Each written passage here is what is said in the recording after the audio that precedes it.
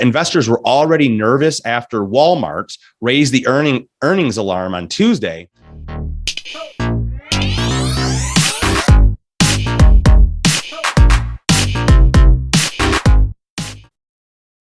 Welcome to another edition of Financial Fitness Friday, my weekly podcast where I share a few words of financial wisdom to help put you back in the driver's seat of your financial future.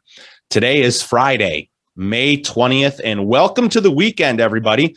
I'm enjoying this weather, loving it, that it's starting to feel like summer. Now, moving forward into today's discussion, we have got to talk about this retail sales drubbing. Now, look, investors were already nervous after Walmart raised the earnings alarm on Tuesday, but those fears were compounded on Wednesday as Target upped the threat level by a few notches. Shares of the discount chain slumped 25% as quarter one results came in far from the bullseye, hammering the entire retail sector from Costco to Dollar Tree to even merchandise haulers like Old Dominion Freight Line. Things then spiraled into a broad market sell-off, with the Dow Jones plunging almost 1,200 points and the S&P 500 down 4%, and the tech-heavy Nasdaq plunging by 4.7%. What happened? Well, the big earnings miss at Target was driven by a shift away from higher margin goods such as kitchen appliances and TVs, shifting back to basics like food and toiletries. You see, margins felt pressures from the consumer pullback as shoppers got selective about spending on goods. In fact, operating margins were reported to be 5.3% during the quarter, falling heavily from the 9.8% seen in the same period last year and far below the company's long-term goal of 8%. Elevated fuel and freight costs also dented profits, with expenditures on those items now forecast to be $1 billion higher than Target management had previously estimated.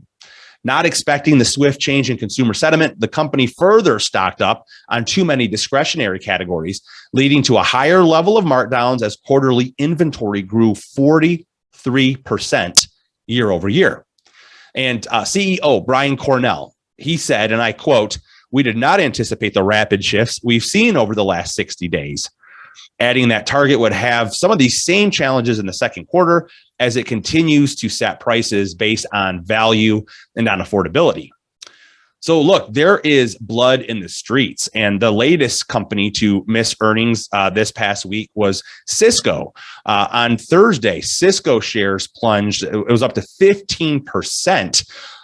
So this market sell-off or this bubble is showing no signs of abating as U.S. stock futures continue to stumble. Contracts linked to the Dow Jones and the S&P 500 then fell another 1.6% overnight, while the Nasdaq slid an additional 2%.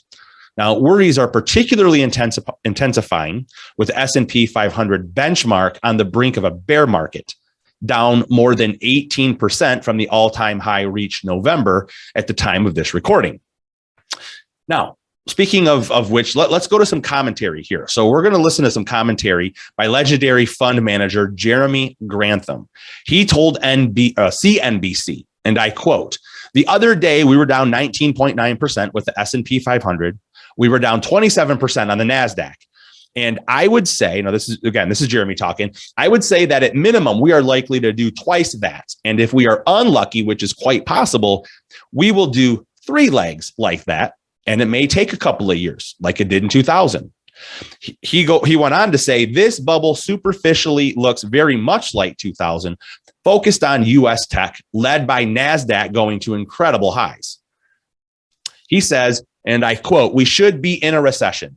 Mild or severe, that is the question," he continued, "but we should be in a recession of some sort fairly quickly. And profit margins from a real peak, they have a long way that they can decline. I think this kind of 2000 bubble that we had is dangerously likely to morph into the 1970s, where inflation is always a part of the background discussion and where growth rates start to dwindle away." Now, we should probably also note that while Grantham's resume does include predicting the 2000 market crash and the 2007 market crash, the Perma Bear has been predicting epic crashes for much of the last decade, which has led to some people referencing the famous saying that even a broken clock is right twice a day.